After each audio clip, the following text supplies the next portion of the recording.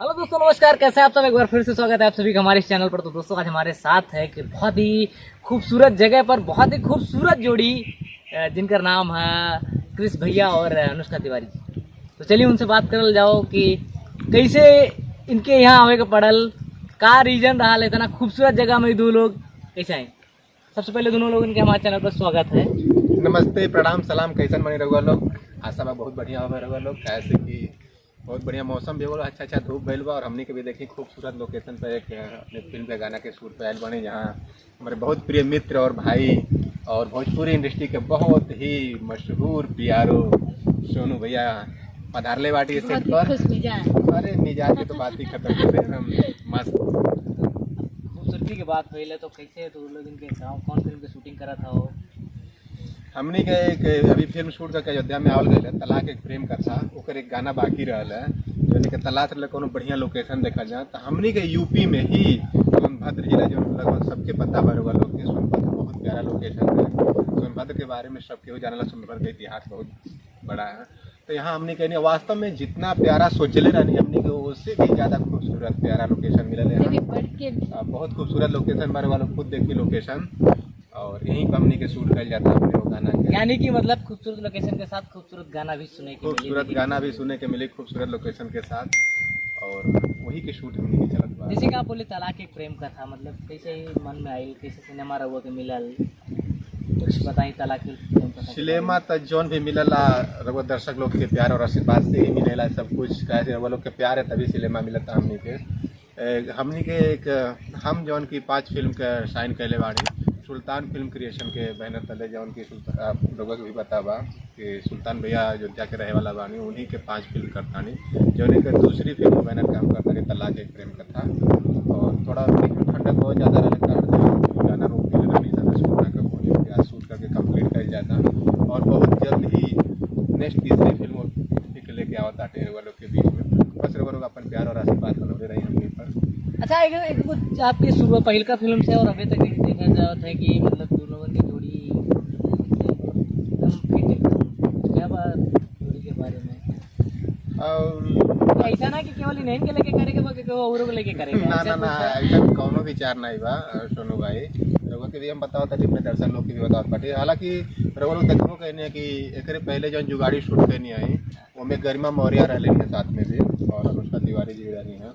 और फिर उसके बाद तलाक एक प्रेम कथा शुरू करी तो इनमें भी मनी भट्टाचार्य भी रहनी है साथ में, जिसके साथ हम पूरा अयोध्या में 15 दिन शूट करनी है। बहुत प्यारा लोकेशन अयोध्या के, आप लोग जनता बानी भगवान श्री राम के पावन भूमि अयोध्या। इस समय तो और ही मतलब अब मंदिर का निर्माण होता, बहुत प्यारा लोकेशन वहाँ।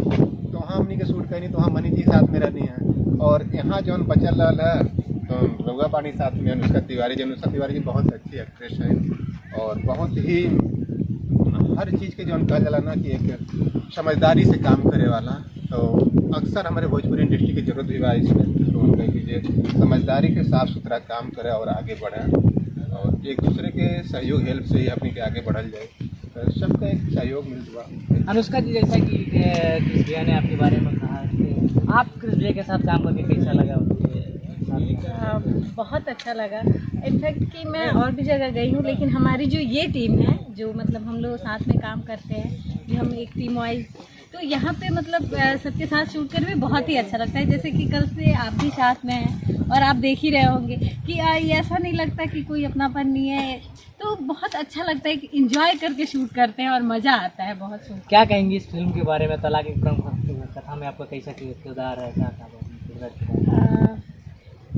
एक बहुत मॉडर्न लड़की का कैरेक्टर है जो इनसे वन साइडेड लव करती है, जिन्हें इन्हें नहीं रहता है लेकिन हमें रहता है, ऐसा कैरेक्टर है। लेकिन फिल्म बहुत अच्छी है, जब आएगी तो आप लोग जरूर देखिएगा। है भी मॉडल स्टाइलिश है भी अनुष्का जी, और इसी हिसाब से रोल भी इनको मिल जा रहा है। दोनों फिल्मों में वही रोल इन्होंने किया, एकदम मॉडल। एक बात और है कि आपकी जितना फिल्म है शायद सबने जेम्स पार्कर जी डायरेक्टर बाटे, तो ये फिल्म में हुए हैं कि केहू और रहता नहीं, अभी तो एहू के जेम्स पार्कर भी ही कहनी, और एक बाद जो हम अभी नेक्स्ट करे जाता है वो जेम्स पार्कर। मतलब कंटिन्यूटी जम नहीं, मतलब हम काम तो बहुत लोग के साथ कई चाहता थे, बट अभी भोजपुरी का स्थिति जौन बा फिर हाल चलत बा। बहुत बड़ा फिल्म बना के भी लोग अगर ऊपर पर्दा डाल दें तो अलग बात बा, कि 1.5 करोड़ की फिल्म बनती है और 95 लाख 80 लाख में दिखती है, तो 60-65 हज़ार 50 हज़ार 35 हज़ार 30 हज़ार बहुत सारा प्रोड्यूसर लोग के पैसा टूट जात बा। तो अभी हमनी के जो एक तालमेल हमारा और जेम्स पार्कर जी के बैठल बा, वो में हमनी के एक इतना निर्धारित बजट में फिल्म बनावल जाता है कि जो हमारे प्रोड्यूसर के 1 रुपया भी नुकसान ना हो, और हर कोई पैसा कमाए करती ना, प्रोड्यूसर पैसा कमाए करती लगावेला।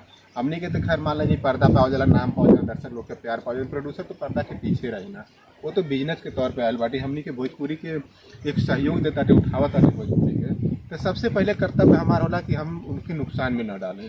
तो एकरा करतीन हम एक ऐसा अपनी जोड़ी के बना के, अपनी टीम के बना के काम करता थे, और उनमें हमेशा जो पार्कर जी साथ चलता थे। आए वाले समय में हम अपेक्षा करता थे कि बहुत सारे इंडस्ट्री के अच्छे अच्छे डायरेक्टर लोग वाटर वो लोग से हम जुड़ल चाहते थे, जो काम कर चाहता थे।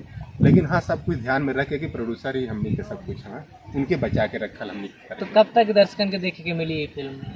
लगभग फरवरी लास्ट तक की फिल्म आ जाए मार्केट में। शायद से कि ज़्यादा काम एकर हो चुकल बा, कोई जो बचे बच पहुँची तुरंत एडिट पर लगल फिल्म, और बहुत जल्दी रवा लोग के बीच में फिल्म आ जाए। तो ला के प्रेम करता और जुगाड़ी को दर्शकन से क्या फिल्म को लेके? दर्शक रवा लोग तो हमेशा देखत बानी हमनी के कि हमनी के ठंडी गर्मी बरसात हमेशा परिश्रम कइल जाला, कितना भी दुख में रह जाला, लेकिन रवा लोग के चेहरा पे खुशी देखल हमनी के पसंद है। देखिए इतनी तेज हवा में, दुख में भी हमनी के चाहे ना कि रवा लोग के हंसाई गुदगुदाई, रवा लोग कौनो गम में रही खुश रही।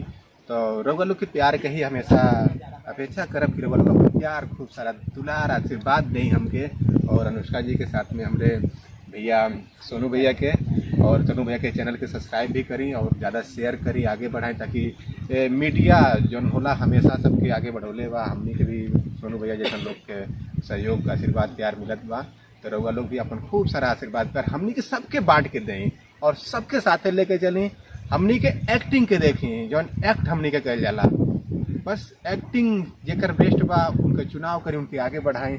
एक्टिंग साफ सुथरा एक्टिंग जेकर तो कहता है हमारे भोजपुरी के बहुत ही साफ सुथरा लोगन के जरूरत बा, जौन सब रउआ लोग के हाथ में सफाई। बस एक बात कह कि भोजपुरी हमनी के आन है, भोजपुरी हमनी के आन है, भोजपुरी हमनी के शान है, और भोजपुरिया हमनी के जान है भैया। खाली यूपी और बिहार का बात नहीं है, अरे यहाँ से लेके लंदन तक भोजपुरिया ना हमनी के पहचान है। भोजपुरी जिंदाबाद, हमनी के जिंदाबाद। Thank you so much. तो ये रहा है हमारे साथ आज क्रिस जी और अनुष्का तिवारी। चलिए तब तक के लिए बाय बाय, मिलते हैं अगली वीडियो में एक नए चेहरे के साथ।